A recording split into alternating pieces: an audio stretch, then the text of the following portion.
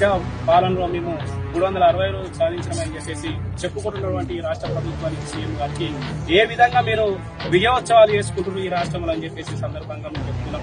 మరి నేటికి సంవత్సరం దాటుతుందిగా రాష్ట్ర ముఖ్యమంత్రి గారు ఈ రాష్ట్రంలో సర్పంచుల యొక్క మీరప్పుడు ప్రతిపక్షంలో ఉన్నప్పుడు ఏమని మాట్లాడారు? ఈ రాష్ట్రంలో సర్పంచుల పెండింగ్ బిల్లులు ఇవ్వాలి, వాళ్ళ పరిస్థితి బాగాలే అని చెప్పేసి మాట్లాడారు. మరి అధికారంలో ఇప్పుడు మీరే కదా అధికారంలో ఉన్నారు. మరి అధికారంలో ఉన్న తర్వాత సర్పంచులు చేసినటువంటి ఉద్యమం మీకు కనబడతలేదా? సర్పంచుల యొక్క ఆత్మహత్యలు మీకు కనబడతలేవా? సర్పంచులు భార్య పిల్లల మీద ఉన్నటువంటి బంగారాన్ని కూడబెట్టుకుని ఆస్తులను అమ్ముకొని గ్రామాలను అభివృద్ధి చేసి ఎంపీరీకరణ చేసుకుని మాకు డబ్బులు ఇవ్వాలంటే మాత్రం ఈ రాష్ట్ర ప్రభుత్వం స్పందిస్తారు. ఇది ఎంతవరకు కరెక్ట్ అని చెప్పేసి ఈ సందర్భంగా తెలియజేస్తున్నాం. మీరు సీఎం గారు పర్యటనలో మొన్న 20వ తారీఖు రోజు మీ బెంగళూరులో కూడా వినతి పత్రం ఇవ్వమని చెప్పేసి సీఎం గారిని కోరితే వినతి పత్రం ఇవ్వకపోగా మా సర్పంచులందరినీ అక్రమ అరెస్టు చేశారు. మీరు ప్రభుత్వంలో ఏర్పడి ప్రమాణ స్వీకారం చేసే రోజు ఏమన్నారు?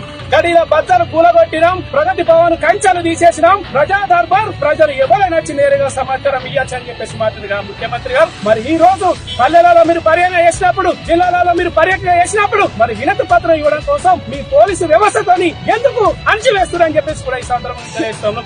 మొన్నటి వరకు సర్పంచులైన మేము మాకు రావాల్సిన పెండింగ్ బిల్లులు కావాలని చెప్పేసి పోరాటం చేసినాం. కానీ మీరు మమ్మల్ని అణచివేస్తా ఉన్నారు కాబట్టి, మా ఉద్యమాన్ని తొక్కివేస్తా ఉన్నారు కాబట్టి, మమ్మల్ని రాత్రి బందిపోట్ల అరెస్ట్ చేస్తున్నారు కాబట్టి, మా ప్రజా మద్దతు అవసరం కాబట్టి ప్రజలకు జరుగుతున్నటువంటి అన్యాయమైన కూడా మీరు స్పర్శిస్తామని చెప్పేసి తెలియజేస్తూ ఉన్నాం.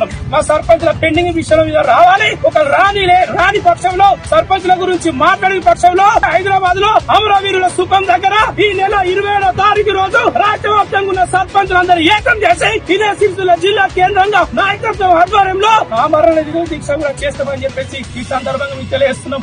మా సర్పంచుల పెండింగ్ బిల్లులు విడుదల చేసిన వెంటనే తర్వాతనే మీరు స్థానిక ఎలక్షన్లు పోవాలి. లేకపోతే ఈ నియోజకవర్గాలలో మీ ఎమ్మెల్యేలను కానీ మీ ప్రజాప్రతినిధులను కానీ తిరగనీయమని చెప్పేసి హెచ్చరిస్తున్నాం. అదేవిధంగా స్థానిక సంస్థల ఎన్నికలను కూడా అడ్డుకుంటామని హెచ్చరిస్తున్నాం.